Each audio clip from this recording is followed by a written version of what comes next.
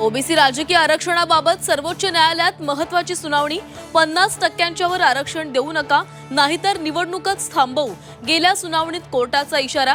आजच्या सुनावणीकडे लक्ष. कॅबिनेट बैठकीला एकनाथ शिंदे वगळता शिवसेना मंत्र्यांची दांडी. ऑपरेशन लोटसमुळे शिवसेना आणि भाजपमध्ये तणाव वाढल्याची चर्चा. मित्रपक्षांचे नेते पळवण्याची सुरुवात पहिल्यांदा शिवसेनेनं केल्याचा फडणवीसांचा आरोप. तर भविष्यात एकमेकांच्या नेत्यांना पक्षात न घेण्यावर शिंदे फडणवीसांचं एकमत.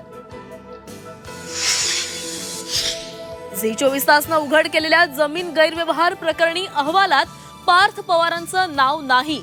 दिग्विजय पाटील, तेजवानी, तारूंचा अहवालामध्ये उल्लेख. राजेंद्र मुठे समितीचा अहवाल समोर.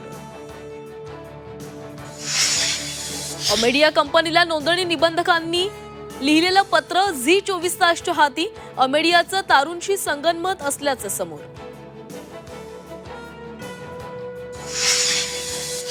अनगर नगरपंचायतीचा वाद पेटला. राष्ट्रवादीच्या उज्ज्वला थिटे यांचा अर्ज बाद. अर्जावरील सूचकाची सही गायब करण्यात राजन पाटलांचा हात. उमेश पाटील यांचा आरोप. तुळजापूर ड्रग्ज प्रकरणातील आरोपी भाजपचा नगराध्यक्ष पदाचा उमेदवार.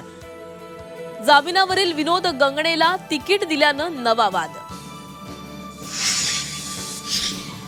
टीईटी परीक्षेतील गैरप्रकार रोखण्यासाठी शिक्षण विभागाकडून कठोर उपाययोजना सुरू. मुंबईतील शिक्षण निरीक्षक, कनिष्ठ अधिकारी, प्राचार्यांच्या उपस्थितीमध्ये आज होणार आढावा बैठक. मुंबईत 2030 पर्यंत 30 लाख घरं परवडणारी बांधणार. राज्य भाडेतत्वावरील गृहनिर्मिती धोरण तयार. 8 लाख घरं म्हाडा बांधणार.